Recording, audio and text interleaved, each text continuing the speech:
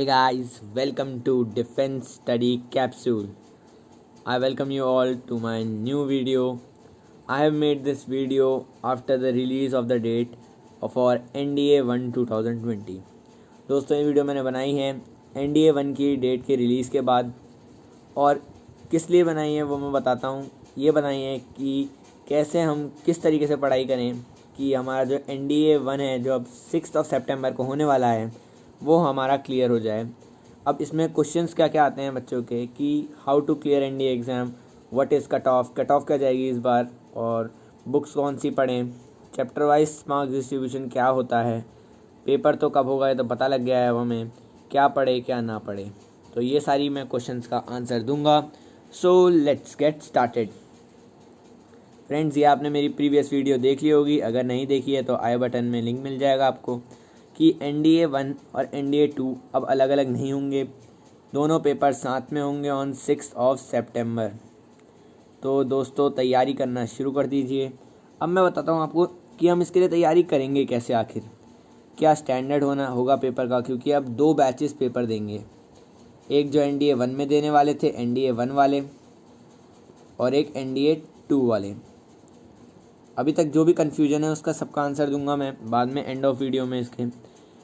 तो ये हमें सब पता लग गया है कि NDA 1 और NDA 2 होने वाले हैं साथ में, तो उसके लिए प्रिपरेशन कैसे करें वो आज मैं वीडियो लेके आया हूँ, तो आप एंड तक ज़रूर देखें। तो आगे चलते हैं फ्रेंड्स। सबसे पहले मैं आपको NDA के बारे में कुछ बता देता हूँ। NDA नेशनल डिफेंस अकेडमी, जैसा कि आप जानते हैं सभी लोग, is a joint services academy for Indian army, navy, air force, तीनों के लिए है ये अकेडमी। उसके बाद किस चीज़ के लिए है ये, 10+2 कोर्सेज़ के बाद के लिए है। 10+2 जिन्होंने किया होता है उनके लिए है ये। 10+2 जो एस्पिरेंट्स होते हैं जो 10+2 करे होते हैं उनके लिए होता है, ग्रेजुएशन कोर्सेज़ के लिए नहीं होता है NDA।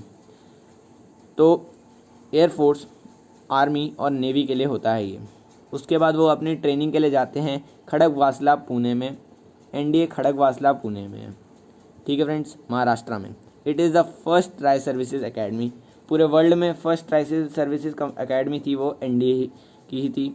और ये NDA का एग्ज़ाम UPSC कराती है, यूनियन पब्लिक सर्विस कमीशन, और साल में 2 बार कराती है, पर इस साल ये एक ही बार हो रहा है कोरोना वायरस की वजह से। साल में 2 बार कब कब होता है, एक होता है अप्रैल के टाइम पे, एक होता है सितंबर के टाइम पे, पर इस बार 6 सितंबर को दोनों पेपर, मतलब एक ही पेपर हो रहा है जो दोनों को सिग्निफाई करेगा।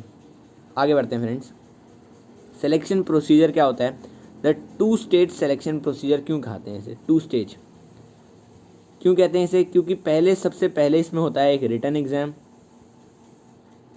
ठीक है, जिसमें होते हैं 2 पेपर। ये रिटन एग्ज़ाम होता है जिसमें होते हैं 2 पेपर। अब इस रिटन एग्ज़ाम के बाद अगर आपने इस रिटन एग्ज़ाम को कर लिया क्लियर, तो आपको कॉल आती है SSB के लिए। अब ये SSB क्या है वो भी आगे बात करेंगे। इसे कहते हैं service selection board. Service selection board interview का आपको कॉल आता है, SSB इंटरव्यू का। उसका भी कुछ एक स्पेसिफाइड प्रोसीजर होता है। अगर आपने वो प्रोसीजर 5 डे प्रोसीजर होता है, अगर आपने उसे भी क्लियर कर दिया तो आपको NDA में जाने का मौका मिलता है एज अ कैडेट, ठीक है फ्रेंड्स। उसके बाद आप ex-NDA कहलाओगे अगर आप NDA के कैडेट हो तो। अगर आपने NDA की ट्रेनिंग पूरी कर ली है तो आप ex-NDA कहलाओगे। अब UPSC कराती है इसे, 10+2 एंट्री स्कीम है, मैंने आपको सब बता दिया है ये तो। उसके बाद नेवी के लिए क्या होता है, आर्मी के लिए क्या क्वालिफ़िकेशन चाहिए, ये बात करते हैं, ये क्या होती हैं। अब नोटिफिकेशन की बात करते हैं। नोटिफिकेशन ऑफ द एग्जामिनेशन आती हैं अक्टूबर में या नवंबर में, अप्रैल मई में, ठीक है। अक्टूबर नवंबर में कौन सी वाली आती है, हमारी आती है अप्रैल वाली के लिए, और अप्रैल मई में हमारी आती है सितंबर वाली के लिए। हमारी कंडक्ट ऑफ एग्जामिनेशन होता है अप्रैल में और सितंबर अक्टूबर में, मतलब सितंबर और अक्टूबर के बीच में हो सकता है एक दूसरा एग्ज़ाम NDA 2, और अप्रैल मई में हो सकता है हमारा NDA 1। पर इस साल सितंबर में हो रहा है दोनों एग्ज़ाम, मतलब एक ही एग्ज़ाम हो रहा है जो दोनों को सिग्निफाई करेगा। Total number of seats NDA में 355। अब कुछ लोग पूछ रहे होंगे कि अब तो एक ही एग्ज़ाम हो रहा है और क्या सीट्स इसकी बढ़ जाएंगी फिर, अब ये भी बात करेंगे। और फ्रेंड्स जो ये नया सिस्टम है जो यूपीएससी ने निकाला है उस पर आपके क्या व्यूज़ हैं वो कमेंट सेक्शन में ज़रूर लिखिएगा। मैं उसका आंसर करूँगा कि सबका कॉमन कंक्लूजन निकाल के फिर हम उसमें एक आंसर करेंगे कि आपका एक क्या है आपका जो नया डिसीजन लिया गया है for a single paper of NDA. तो इसके बारे में आप कमेंट सेक्शन में बता दीजिएगा। आगे बात करते हैं एलिजिबिलिटी क्राइटेरिया क्या है। What is the eligibility criteria. अब एलिजिबिलिटी क्राइटेरिया होता है आर्मी के लिए बता रहा हूँ, सिर्फ आर्मी के लिए है ये, कि नेशनल डिफेंस एकेडमी में वही जा सकते हैं जो जिनके पास पास सर्टिफिकेट होगा, मार्कशीट मतलब 10+2 एग्ज़ाम की उनके पास सर्टिफिकेट होना चाहिए। वी ए रिकॉग्नाइज बोर्ड मतलब अपना रिकॉग्नाइज बोर्ड CBSE, ठीक है, और स्टेट बोर्ड्स का उनके पास सर्टिफिकेट होना चाहिए। एयरफोर्स और नेवी के लिए क्या होना चाहिए। अब देखिए, अब मैं बहुत बड़ा कन्फ्यूजन जो है वो क्लियर कर देता हूँ। एनडीए का आर्मी जो बैच होती है वो कोई भी स्ट्रीम वाला बच्चा दे सकता है, any stream, whether it be humanities, whether it be commerce और वेदर इट बी साइंस। मतलब तीनों जो जितनी भी मतलब जो हमारे वो हैं स्ट्रीम्स हैं उनमें कोई भी बच्चा है जो इंटरेस्टेड है वो दे सकता है। बस इसका जो हमारा पैटर्न होता है वो मैथ्स के लिए ज़्यादा वो होता है, क्योंकि इसमें मैथ्स आती है तो जनरली से साइंस वाले बच्चे जो मैथ्स ले रखी होती है जिन्होंने, वही देते हैं। अब एयरफोर्स और नेवी की बात कर रहा हूँ, पहले एनडीए हमने आर्मी की बात करी, अब एयरफोर्स और नेवी कौन दे सकता है। एयरफोर्स और नेवी नेशनल डिफेंस एकेडमी में जाने के लिए 10+2 का कैडेट एंट्री स्कीम से इंडियन नेवल एकेडमी में आप जा सकते हैं अलग से। Candidate should have passed class 12th exam in the +2 pattern of school education और इक्विवेलेंट विद फिजिक्स मैथमेटिक्स। मतलब क्या फिजिक्स और मैथमेटिक्स ज़रूरी होनी चाहिए किसके लिए, एयरफोर्स और नेवी के लिए। ठीक है फ्रेंड्स, एयरफोर्स और नेवी में जाने के लिए आपको मैथ्स और फिजिक्स ज़रूरी है। अब एज लिमिट और मैरिटल स्टेटस के बारे में बात करते हैं। अनमैरिड बहुत ज़रूरी है, अनमैरिड होना, अनमैरिड तो होना ही चाहिए एनडीए में जाने के लिए। ये तो मैरिटल स्टेटस की बात हो गई। उसके बाद एज लिमिट की बहुत ज़्यादा कन्फ्यूजन होती है बच्चों के में, तो ये ज़रूरी नहीं है। It should be clearly that July 1 2004 ये एनडीए 19 के लिए नोटिफिकेशन आई थी कि ऐसा होना चाहिए। ठीक है, for NDA 2020 candidate must be born, ये आप देख लेना, ये इतना ज़रूरी नहीं है। The date of birth mention in the application must be same, ये होना चाहिए ज़रूरी। जो आपके मैट्रिकुलेशन सर्टिफिकेट हैं, जो आपकी मार्कशीट है, उसमें जो डेट ऑफ बर्थ है उसी के हिसाब से आपको एंट्री मिलेगी। उसके बाद इन शॉर्ट में बता रहा हूँ, कैंडिडेट शुड बी बिटवीन 16.5 मतलब 16.5 से 19.5 की अगर उसकी उम्र है तो वो कितने भी बार एनडीए एग्ज़ाम दे सकता है, मतलब साल में 2 बार होता है तो दे सकता है वो। अब बहुत बड़ी कन्फ्यूजन फिर एक कि 11th के बच्चे क्या दे सकते हैं एनडीए एग्ज़ाम, और अगर दे सकते हैं तो उनके लिए एसएसबी की स्कीम क्या होती है, क्योंकि उनके पास तो 12th की मार्कशीट होती नहीं है।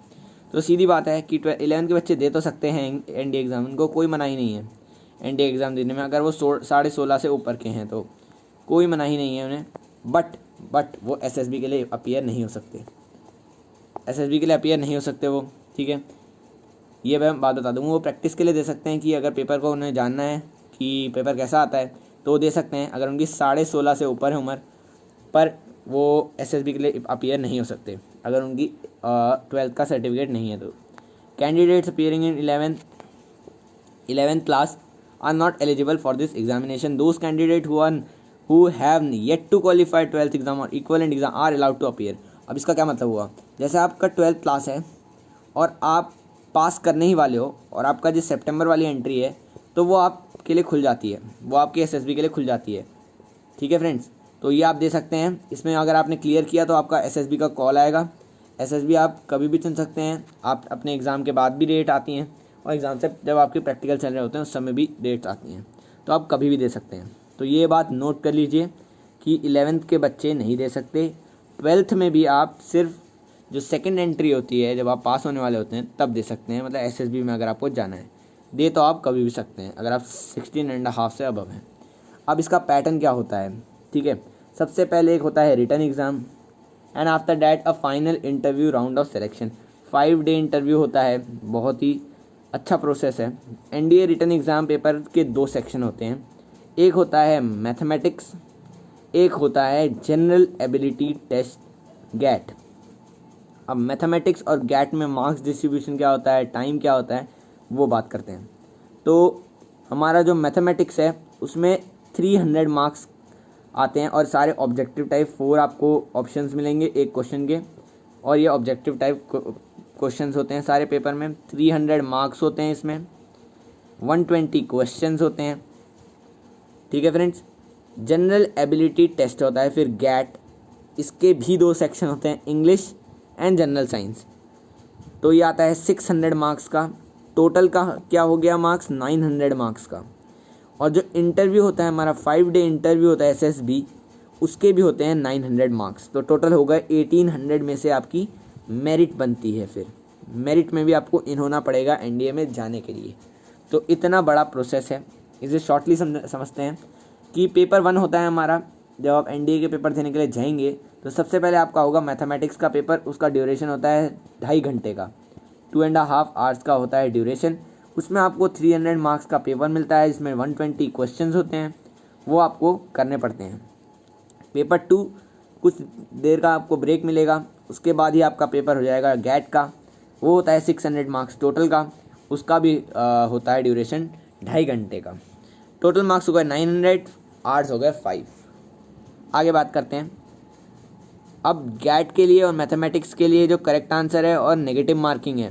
तो ये याद रखिए कि नेगेटिव मार्किंग होती है एनडीए के पेपर में। ऐसा मत समझिए कि आप तुक्के मारेंगे तो आपका पेपर क्लियर हो जाएगा, कोई नेगेटिव मार्किंग नहीं है, पर है नेगेटिव मार्किंग, तुक्के आप नहीं मार सकते। तो गैट का पेपर होता है, उसमें जो करेक्ट मार्किंग होती है उसकी 4 नंबर होते हैं, एक करेक्ट के, और एक इनकरेक्ट अगर आपने कर दिया तो आपके -1.33 आपके हो जाएंगे। और मैथमेटिक्स में 2.5 मार्क्स का एक क्वेश्चन होता है, और अगर आपने गलत कर दिया तो -8.83 आपके सीधे हो जाएंगे। तो ये बात ध्यान रखिएगा। अब हम बात करते हैं पेपर अटेम्प्ट कैसे करेंगे और क्या मार्क्स डिस्ट्रीब्यूशन है मैथ्स और गैट के पेपर में। सबसे पहले फ्रेंड्स प्रिपेयर कैसे करते हैं। प्रिपेयर ऐसे करते हैं कि अगर आप साइंस स्ट्रीम के बच्चे हैं तो आपने मैथ्स पढ़ी है अपनी 11th और 12th में, पर ज़्यादातर बच्चे जो होते हैं जिनकी कंप्लेन क्या होती है कि भाई 12th की मैथ्स तो हो जाएगी पर 11th की मैथ्स अब हम भूल चुके हैं क्योंकि वो 12th में आ गए होते हैं। तो इसे कैसे करें। तो सबसे बढ़िया तरीका इसका क्या है कि आप बेसिक्स पे जाइए दोबारा। एनसीईआरटी नहीं कह रहा हूँ मैं, एनसीईआरटी नहीं, आप कोई भी अपनी साइड बुक लीजिए, उसके इम्पॉर्टेंट क्वेश्चंस प्रैक्टिस करिए। उसमें जो इम्पॉर्टेंट क्वेश्चंस हैं उसी से आती है। बुक्स में आपको अभी आगे बता दूंगा कौन सी यूज़ करें, या आपकी मर्ज़ी है, कोई भी आप बुक यूज़ कर सकते हैं जो आपको अच्छी लगती है साइड बुक, उससे क्वेश्चंस प्रैक्टिस करें तो आपका ईजिली हो जाएगा एनडीए का एग्ज़ाम क्लियर। अब मैं आपको बता देता हूँ कि कौन से चैप्टर ज़्यादा पढ़ने चाहिए और कौन से कम, क्या पढ़े क्या ना पढ़े। सबसे पहले जो सबसे ज़्यादा हमारा जो वेटेज रखता है वो आता है हमारा differential calculus and integral calculus. इसका मतलब क्या है, डिफरेंशिएशन एंड इंटीग्रेशन के सबसे ज़्यादा क्वेश्चन आते हैं। ये मैंने लेटेस्ट निकाल रखा है यूपीएससी का मार्क्स डिस्ट्रीब्यूशन 2019 का ही है ये भी। तो डिफरेंशिएशन और इंटीग्रेशन सबसे ज़्यादा क्वेश्चन आए थे, 20% क्वेश्चन आए थे अप्रॉक्स, जिसमें 24 से 26 क्वेश्चन आए थे। मार्क्स थे इसके 60 to 65। फिर आई थी ट्रिग्नोमेट्री, बहुत ही इंपॉर्टेंट, ट्रिग्नोमेट्री ईजिली हो जाती है, एक बार पढ़ने की ज़रूरत है बस। इंटीग्रेशन और डिफरेंशिएशन थोड़ा सा ट्रिकी होता है, पर trigonometry is very easy. Trigonometry में आ जाते हैं आपके 16% क्वेश्चन, 20 to 22 क्वेश्चन आते हैं और इनके मार्क्स होते हैं 50। देखिए अगर आपको मैथ्स की कट ऑफ निकालनी है तो आपको कम से कम 25% मार्क्स तो लाने ही पड़ेंगे। 25% मार्क्स आर कंपलसरी। ठीक है फ्रेंड्स, मतलब 25% तो आपके आने ही चाहिए, तब आपको कट ऑफ क्लियर मानी जाती है। ठीक है, तो इतने अगर आपने मार्क्स ले आए, 300 मार्क्स का होता है शायद पेपर, 300 मार्क्स का होता है, तो इसका 25% कितना हुआ, 75 मार्क्स। तो एटलीस्ट 75 आपको लाने पड़ते हैं मैथ्स में। अब अगर आप इन 2 टॉपिक को ही कैलकुलेट करें तो अगर मैं इनके लोएस्ट भी गिन लूँ तो 60 + 50 हो गया हमारा कितना, 110। That's more than 75। अगर इन दोनों टॉपिक को भी कर लिया आपने तो आप सोच सकते हैं आपका प्लान क्या होना चाहिए। उन चैप्टर्स को पकड़िए जिनकी वेटेज ज़्यादा है और उन पे ज़्यादा ध्यान दीजिए ताकि आप अपनी कट ऑफ क्लियर करें। एनडीए का पेपर देने जब आप बैठेंगे तो आपको ये पता होना चाहिए कि मुझे कौन से क्वेश्चंस अटेम्प्ट करने हैं और कौन से नहीं, वरना आप सोचते रह जाएंगे कि ये क्वेश्चन हार्ड है, ये क्वेश्चन आसान है। ठीक है फ्रेंड्स। फिर आता है एलजेब्रा, जिसमें आ जाती है हमारी क्वाड्रेटिक इक्वेशंस जैसे चैप्टर, जो कि बहुत इंपॉर्टेंट है। इनमें भी सेम वेटेज है ट्रिग्नोमेट्री की तरह। तो या तो आप, अगर आपको ट्रिग्नोमेट्री समझ नहीं आती तो आप इसे स्किप करिए, डिफरेंशियल पकड़िए और एलजेब्रा पकड़िए। अगर आपको डिफरेंशियल नहीं आती तो ट्रिग्नोमेट्री और एलजेब्रा पकड़िए, इससे ही 100 नंबर आपके बन जाते हैं। And it's more than enough. 100 तो बहुत ज़्यादा हो गए, फिर आप गैट में कवर कर लेंगे वो। अगला जो आता है वो स्टैटिस्टिक्स आता है, स्टैटिस्टिक्स एंड प्रोबेबिलिटी। उसके भी 10-12 क्वेश्चन आ जाते हैं इन दोनों के, बहुत इंपॉर्टेंट है अभी। और वेक्टर एलजेब्रा, फिर वेक्टर एलजेब्रा, वेक्टर्स आपके आ गए, 3D, ये सब आपके वेक्टर एलजेब्रा में आता है। इससे भी 10 क्वेश्चन आ जाते हैं, 8 to 10। फिर आता है एनालिटिकल ज्योमेट्री। एनालिटिकल ज्योमेट्री में क्या आता है हमारा, conic sections, area of under curve, ये सारे एनालिटिक्स में आ जाते हैं। तो इसके भी 18 to 20 क्वेश्चन आ जाते हैं, ये भी इंपॉर्टेंट है। उसके बाद डिटर्मिनेंट एंड मैट्रिसेस जो हमारा 12th का है, तो ये बच्चे आराम से कर लेते हैं, पर इसमें ट्रिकी क्वेश्चन आ जाते हैं, तो ये आप पढ़ सकते हैं अगर आपको वेटेज ना। तो आप ज़रा अपने मार्क्स कैलकुलेट करिए और देखिए कि आपको इन टॉपिक्स में आता है कि नहीं, और फिर अपने कैलकुलेशन करिए कि मेरे को कम से कम 135 प्लस लाने की सोचनी है। इससे आप बिल्कुल सिक्योर हो जाएंगे। अगर आपके 135 प्लस आते हैं तो आपको चिंता करने की तो मैथ्स में कोई ज़रूरत नहीं है। आगे बात कर लेते हैं। ये रहा मैंने जो अभी आपको समझाया, इसका एक पाई चार्ट है, इसमें देख लीजिए आप किसका ज़्यादा है का परसेंटेज, उस हिसाब से प्रिपेयर करिए फ्रेंड्स। अब बात कर लेते हैं GAT की, जनरल एबिलिटी टेस्ट। तो जनरल एबिलिटी टेस्ट 600 मार्क्स का एक टेस्ट होता है और बच्चों को जनरली ये बहुत ट्रिकी लगता है क्योंकि बहुत हार्ड क्वेश्चंस आते हैं। अब इतने भी हार्ड नहीं होते कि ये होना, आपको बस थोड़ा सा अपना क्लेवर बनना पड़ता है। इसमें आती है आपकी फिजिक्स, केमिस्ट्री, बायोलॉजी जो जनरल साइंस में आती है, ज्योग्राफी एंड हिस्ट्री। अब यहाँ पे बताइए पॉलिटी क्यों नहीं लिखा हुआ, पॉलिटी, और बच्चे पॉलिटी पढ़ने लग जाते हैं, ये बहुत ही गलत बात है। अब मैं आगे आपको बताता हूँ क्या होता है इसमें।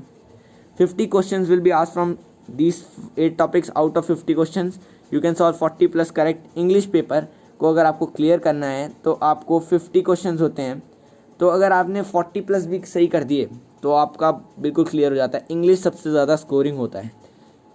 तो ये रहा हमारा पाई चार्ट, कौन सा ज़्यादा आता है कौन सा कम, समझा देता हूँ। इंग्लिश सबसे ज़्यादा आती है, 50 क्वेश्चंस शुरुआत में आएंगे आपके। GAT में सबसे पहले इंग्लिश ही आती है, ईजीली हो जाती है। इंग्लिश के लिए कोई आपको साइड बुक पढ़ने की ज़रूरत नहीं है, कोई आपको ग्रामर सीखने की ज़रूरत नहीं है। जितना आपने बेसिक्स पढ़ा है पुरानी क्लासेज में वो पढ़ लीजिए, मोर देन इनफ है, मोर देन इनफ। उसके बाद बात कर देते हैं फिज़िक्स की। Physics is a major section, ये भी आपको पढ़ने की ज़्यादा ज़रूरत नहीं, रिवीजन करना है तो 12th 11th का ही आता है इसमें। जो नॉन साइंस वाले बच्चे हैं उनके लिए कह रहा हूँ कि रिवीजन कर लीजिएगा। बुक आती है वो मैं बता दूंगा कौन सी बुक से पढ़ना है। फिर आता है केमिस्ट्री सबसे ज़्यादा, फिर बायोलॉजी। उसके बाद ये 3 सब्जेक्ट आते हैं। बच्चे पूछते हैं करंट अफेयर कहाँ से पढ़ना है। भाई करंट अफेयर इतना आ ही नहीं रहा कि तुम अगर उसे गलत भी कर दो या छोड़ भी दो तो उससे कोई फ़र्क नहीं पड़ेगा ज़्यादा। करंट अफेयर के पीछे मत भागो। GAT करना है तो साइंस में ध्यान दो, साइंस में अपनी, और इंग्लिश में ध्यान दो। इतना पोर्शन तो तुम्हारा GAT का आधी कट ऑफ निकाल देगा। 75 इसमें भी 25% मार्क्स आपको कट ऑफ क्लियर करने के लिए चाहिए होती है, मतलब सब्जेक्टिव कट ऑफ। जो हमारी सब्जेक्टिव कट ऑफ होती है वो होती है 25%। और बच्चे ये भूल जाते हैं कि सिर्फ वहाँ पे मैथ्स में अगर आप 25% ले आओ और अगर GAT में भी आप 25% ले आओ तो आपकी कट ऑफ नहीं होगी क्लियर, आपका क्लियर नहीं होगा पेपर। क्यों? क्योंकि आपको ओवरऑल कट ऑफ पूरी करनी पड़ती है, और ओवरऑल कट ऑफ मैं आगे बताऊंगा कितनी आती है। और बच्चे शॉक हो जाते हैं कि इतने हमारे मार्क्स कैसे आएंगे अगर हम दोनों में इतना इतना करके आएंगे। तो उस हिसाब से प्लान करिए कि आपको कितना करना है। उसके बाद बात करता हूँ कि करंट अफेयर के पीछे पड़े रहने से कुछ नहीं होगा। करंट अफेयर सिर्फ अपना बेसिक रखिए, न्यूज़ सुनते रहिए, और नोट्स बनाने की ज़रूरत ज़्यादा है नहीं। 1-2 वीडियोज़ देख लीजिए, मैं पोस्ट कर दूंगा आई बटन पे। आप बता दीजिए पोल में कि आपको करंट अफेयर्स पे वीडियो चाहिए कि नहीं। वीकली दूंगा मैं करंट अफेयर्स पे वीडियो। उसके बाद करंट अफेयर्स का सेक्शन इतना। अब इसमें पॉलिटी का है, पॉलिटी की बात करता हूँ। पॉलिटी दोस्तों पढ़ते रहते हैं बच्चे, बहुत मतलब हार्ड होती है, बहुत कॉम्प्लेक्स है पॉलिटी। इसमें जनरल क्वेश्चन आते हैं पॉलिटी के, सिर्फ जनरल, जो कि आपके हिस्ट्री में गिन लिए जाते हैं, मतलब जनरल साइंस में गिन लिए जाते हैं। और जनरल क्वेश्चन आते हैं जैसे प्रेसिडेंट को कौन अपॉइंट करता है, उसके बाद चीफ जस्टिस की क्या पावर होती है, चीफ जस्टिस ऑफ इंडिया की क्या पावर होती है, टर्म कितना होता है, एज लिमिट क्या होती है, जनरल क्वेश्चन, ना कि ये कि अमेंडमेंट कौन सा हुआ था।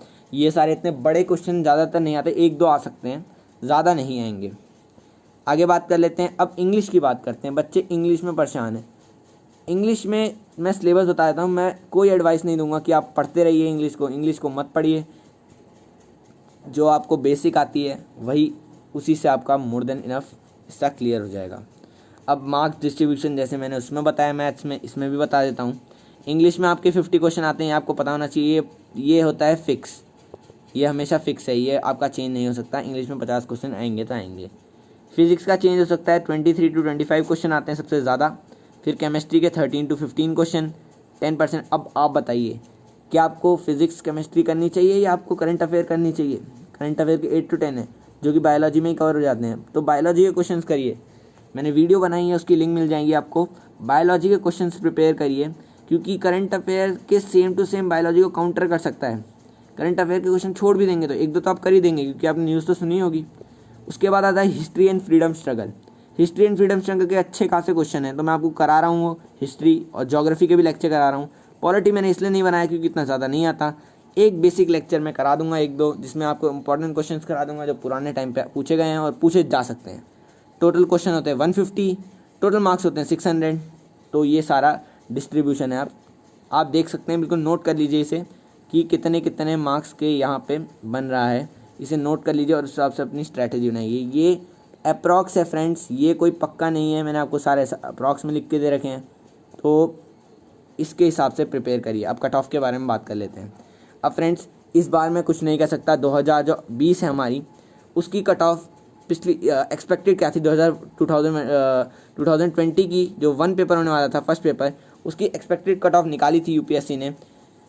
तो मतलब साइट्स ने, बहुत सारी, यूपीएससी ने जनरली नहीं निकाली थी, बहुत सारी साइट्स ने ये निकाला था कि कट ऑफ जाएगी रिटर्न की 342 और फाइनल जो होती है एसएसबी के बाद वो जाएगी 704। 342 मार्क्स आपको लाने पड़ेंगे।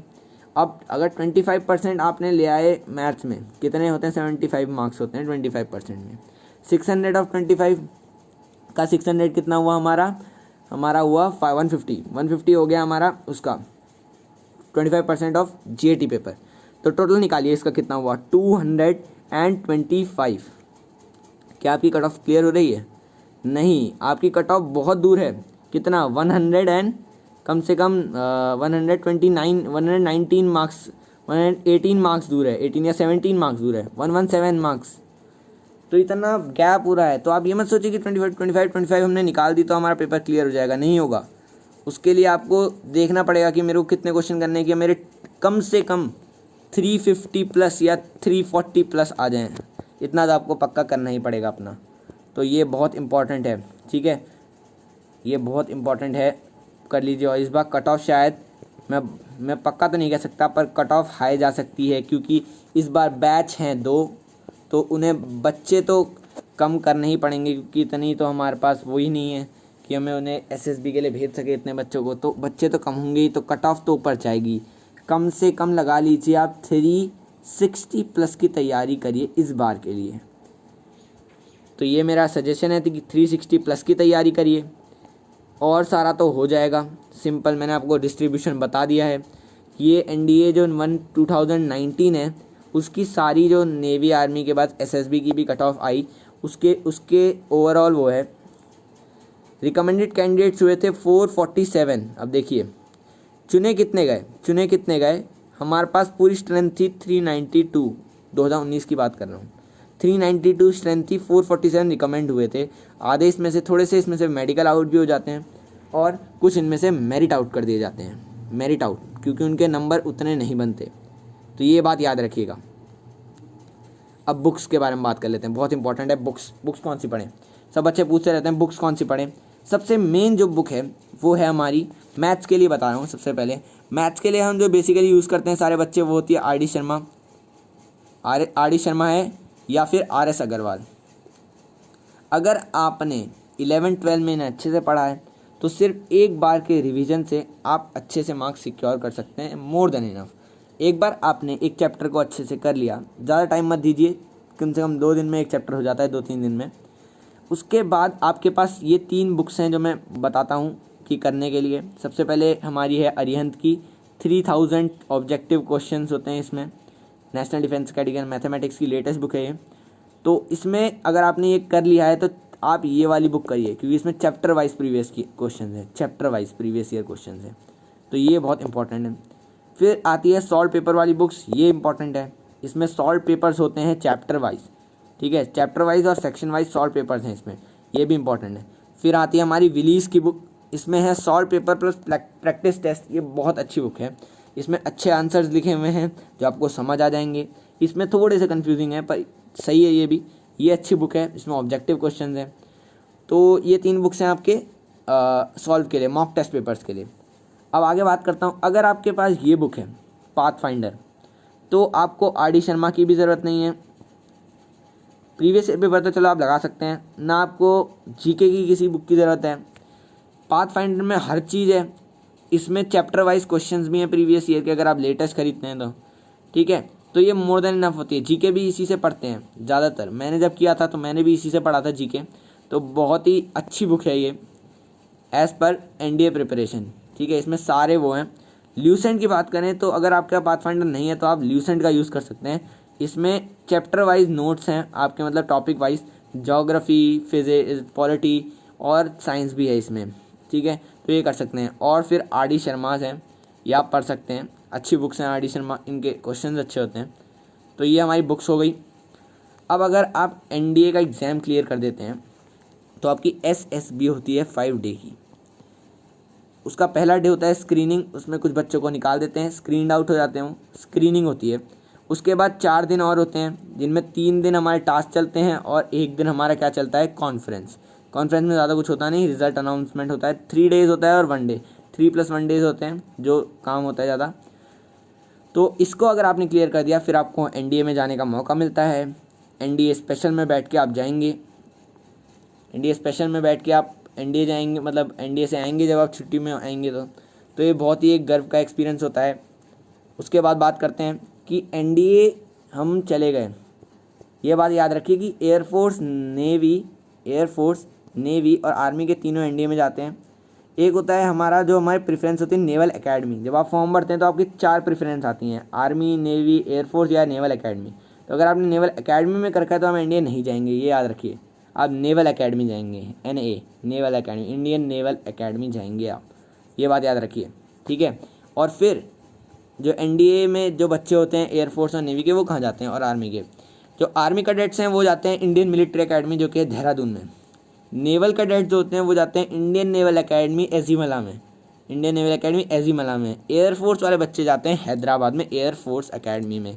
अपनी कितनी कोचिंग होती है, मतलब एनडीए में कितना होता है, तो ग्रेजुएशन कोर्सेज होते हैं, बीएससी बीटेक कोर्सेज होते हैं यहाँ पे एनडीए में जो कराते हैं, और होते हैं कितने साल के होते हैं, वो 3 ईयर्स के होते हैं।